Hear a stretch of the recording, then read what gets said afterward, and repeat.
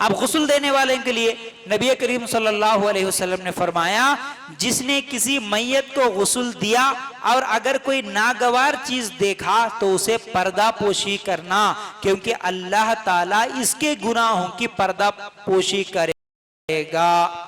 मतलब क्या है, अगर ये तबरानी में हदीस है, मरने वाले को गुस्ल देने वाला कोई चीज उसके अंदर देख लिया, कोई गंदगी देख लिया या कोई भी चीज ऐब देख लिया उसके अंदर गुस्ल देते वक्त, उसको अब लोगों के सामने नहीं बयान करना, उसको छुपा के रखना, पर्दा पोशी करना। अगर वो उसकी किसी चीज को छुपा के रखा तो कल क़यामत के दिन अल्लाह ताला उसकी गुनाहों को, जो गुस्ल दे रहा था उसके गुनाहों को भी लोगों के सामने छुपा के रखते। अगर हम बयान कर देंगे तो फिर अल्लाह ताला भी हमारे गुनाहों को क़यामत के दिन लोगों के सामने बयान करेंगे, दिखाएंगे। इसलिए हमको चाहिए कि पर्दा पोशी करें, ठीक है। फिर इसी तरह तिरमिज़ी में हदीस है, अल्लाह के रसूल सल्लल्लाहु अलैहि वसल्लम ने फरमाया, मैयत को गुस्ल देने के बाद गुस्ल है और मैयत को कंधा देने के बाद वुजू है। तिरमिज़ी की रिवायत है। अब दूसरी हदीस से हमको यह मालूम होता, जब तुम मैयत को गुस्ल दो तो तुम पर गुस्ल वाजिब नहीं, क्योंकि मैयत नजस नहीं है, लिहाजा यही काफी है कि तुम अपने हाथों को धो लो। ये हाकिम और बहक़ी में रिवायत है। दो हदीसों से क्या मालूम हुआ, मैयत को हम गुस्ल दिए तो गुस्ल देने वाला खुद अगर गुस्ल कर लिया, पानी नहा लिया तो बेहतर है, अच्छी बात है, गुनाह नहीं है, बेहतर है, कर लेना गुस्ल। नहीं, अगर नहीं कर सकता तब भी कोई बात नहीं है, सिर्फ वुजू बना लेके हाथों को धो लेके जनाजे में शरीक हो सकता, फिर घर आने के बाद जो काम कर लेना है कर सकता, ठीक है ना।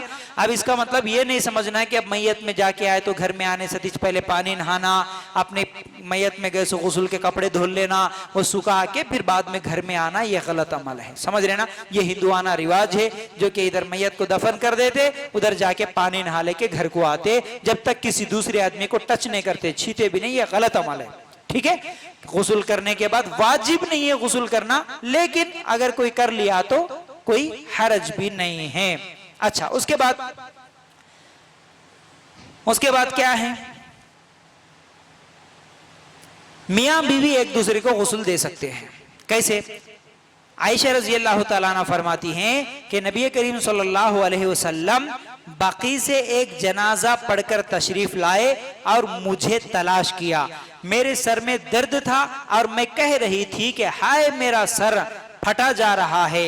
आप सल्लल्लाहु अलैहि वसल्लम ने फरमाया, नहीं बल्कि मेरा सर, आय आयशा, अगर तुम मुझसे पहले फौत हो जाए तो तुम्हारे सारे काम में खुद मैं करूंगा, तुम्हारे सारे काम मैं खुद करूंगा और तुम्हें गुस्ल दूंगा, खुद तुम्हें कफन पहनाऊंगा और खुद तुम्हारी नमाज़े जनाजा पढ़कर दफन करूंगा। इसमें कोई हरज की बात नहीं है। मुस्नद अहमद और इब्ने माजा में ये रिवायत है। मतलब क्या हुआ इस हदीस का, अगर शोहर मर गया तो उसकी बीवी उसे गुस्ल दे सकती, अगर बीवी मर गई तो शोहर उसे गुस्ल दे सकता। हमारे पास अगर मियाँ बीवी में कोई एक आदमी मर गया तो अब तो इनका रिश्ता टूट गया, उनके करीब नहीं जाना, छीना नहीं, बोल के जो लोग बोलते हैं ये बिल्कुल गलत अमल है। रिश्ता नहीं टूटता बल्कि एक दूसरे को क्या है, गुस्ल दे सकते। जैसा कि अब्दुल्ला बिन अबू बकर सिद्दीक रज़ी अल्लाह तआला अन्हु से रिवायत है कि अबू बकर सिद्दीक रज़ी अल्लाह तआला अन्हु की बीवी हजरत अस्मा बिनते उमैस ने अबू बकर सिद्दीक रज़ी अल्लाह तआला अन्हु को वफात के बाद गुस्ल दिया और मौजूद मुहाजिरीन से दरियाफ्त किया कि मैं रोजे से हूं और आज शदीद सर्दी का दिन है, क्या मुझे गुस्ल करना चाहिए? लोगों ने कहा कि जरूरी नहीं है। मोता इमाम मालिक में हदीस है। हम सुनते ना अबू बकर सिद्दीक रज़ी अल्लाह तआला अन्हु का नाम, तो वो अबू बकर सिद्दीक रज़ी अल्लाह तआला अन्हु का जब इंतकाल हुआ तो उनकी बीवी गुस्ल दी।